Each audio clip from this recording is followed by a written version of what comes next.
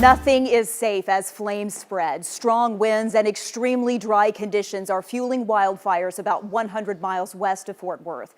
We have a map for you of where these fires are burning. There are 4 of them: the Kidd Fire, the Wheatfield Fire, the Walling Fire, and the Oakmont Fire. Together, these fires are being called the Eastland Complex. So far, more than 45,000 acres have burned, and it's only 10% contained. Tonight, we learned the situation has turned deadly. A deputy lost her life trying to help people escape.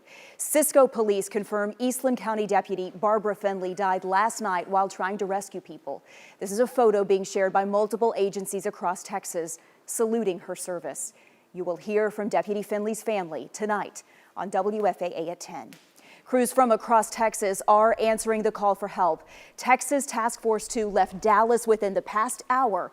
The 32-member convoy is based here in North Texas, and their mission will be to support firefighters on the ground in and around the fire zone.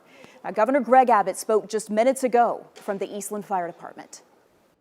For working around the clock for the past few days to make sure that the communities around the entire region are being protected and preserved and saved as much as they possibly can.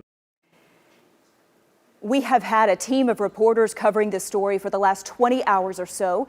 We are going to hear from WFAA's Jay Wallace with the latest from firefighters in a moment, but let's get to Ariel Placencia first. Ariel is in Carbon. You've seen a lot of damage and heartbreak today, and Ariel, the governor just said 50 homes have been destroyed. Teresa, it's just amazing to see all this devastation, and it really breaks your heart. I mean, look at all of it around me. The fire burned and flattened every single thing in its path. You see these cars over here, no tires, the seats on the inside completely burned and destroyed. And then if you follow me over here, we're going to see a ton of structures. They're completely flattened. You can't even tell what they were at one point. That's how dangerous this fire was. And I can tell you that smell of the smoke, it's everywhere you go. Then you interview these people, you hear their stories, and your heart just breaks for them. She texted me about 7 o'clock and said, "Debbie, I'm so sorry about your house." And I was like, "What, is it gone?" Debbie Copeland bought her house in Carbon in 1997. And we thought we would die here, but not like this. Debbie was working from home Thursday. That's when law enforcement knocked on her door. Screaming at me to get out of my house, get out of your house now. Started just praying, what do I need to grab, Lord? What do I need to grab? Debbie did not have much time. I did grab my wedding ring, and I couldn't find his. By Friday morning, her dream house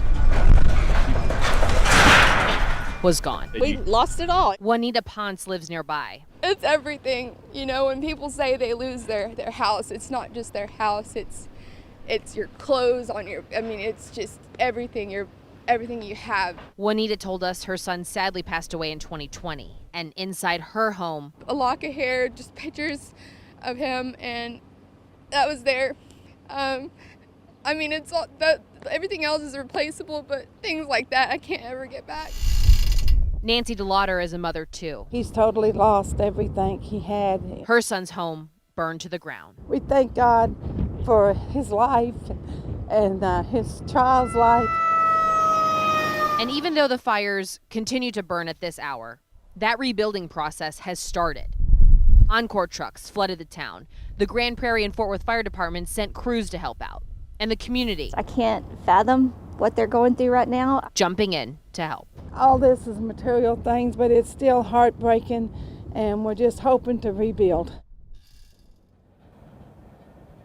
And I just thank all those people for sharing their stories with me, and it's been amazing and incredible to see the community really step up and rally around them. Now our coverage tonight continues with my colleague Jay Wallace, who's also in Eastland County. And Jay, you know, crews have made significant progress, but they've really got their work cut out for them.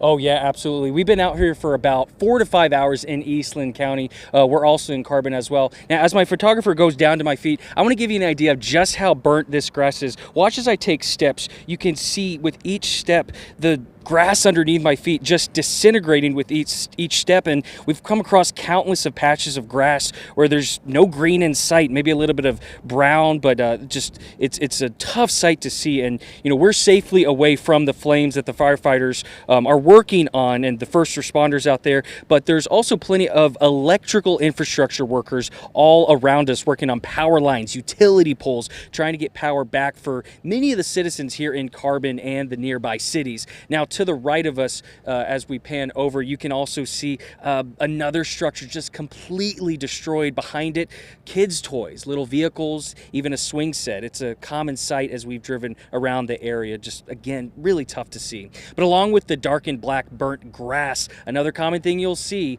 burnt trees, just as black, just as destroyed. And you can see right here behind the trees some of the smolder going up into the air, and power line crews as well doing some work. Now, here's a quick look of what it looks like from above, some aerials, more scorched land from the destruction. There are about 25 to 30 fire departments down there right now, according to the deputy chief from the Eastland Fire Department. There were 4 main fires burning in Eastland County right now. Again, Kidd Fire, which has done the most damage, Wheatfield Fire, Oakmont Fire, and the Walling Fire. As of 3 p.m., containment increased from about 4% to 10%. So, I mean, you can see it from what Ariel showed you and what we showed you here today live. So much work still to be done. So we're going to be out here. We're going to continue to tell those stories, keep you up to date, give you the latest, and we'll be back here at 10 with the latest. Teresa. All right, Jay, so much heartbreak, but also so much courage. Those crews out there fighting it. We have to support them and hope that they all can make some progress without getting injured. Thank you for your coverage.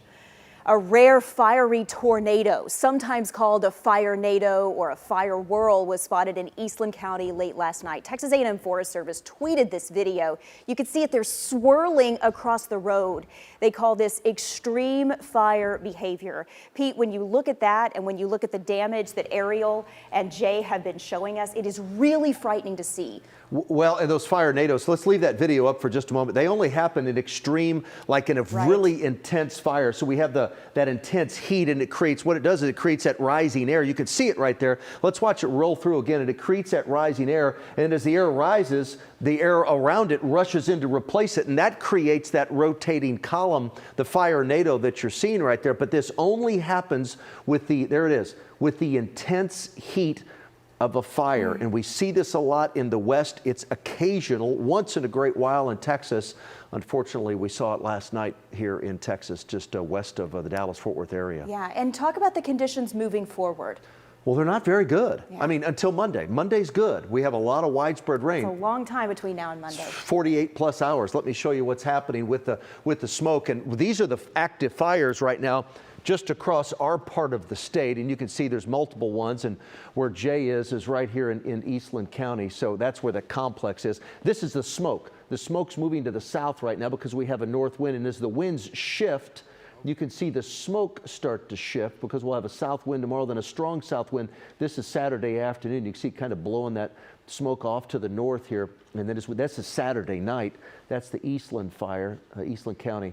Watch this. This is Sunday morning. Now the winds are really picking up on Sunday, blowing all that smoke to the north. So what we have during the day tomorrow, we have an elevated fire danger from Fort Worth, Denton, and all locations to the west. And then we have in those same areas a high fire danger on Sunday due to the stronger winds. And that elevated fire danger pulls back into the Dallas-Fort Worth area. And look at all these counties. They're under burn bans right now. It's odd that we don't have a burn ban up in Young County. We don't have a burn ban down in Hill County, only because we're having extreme drought, severe to extreme drought in those counties.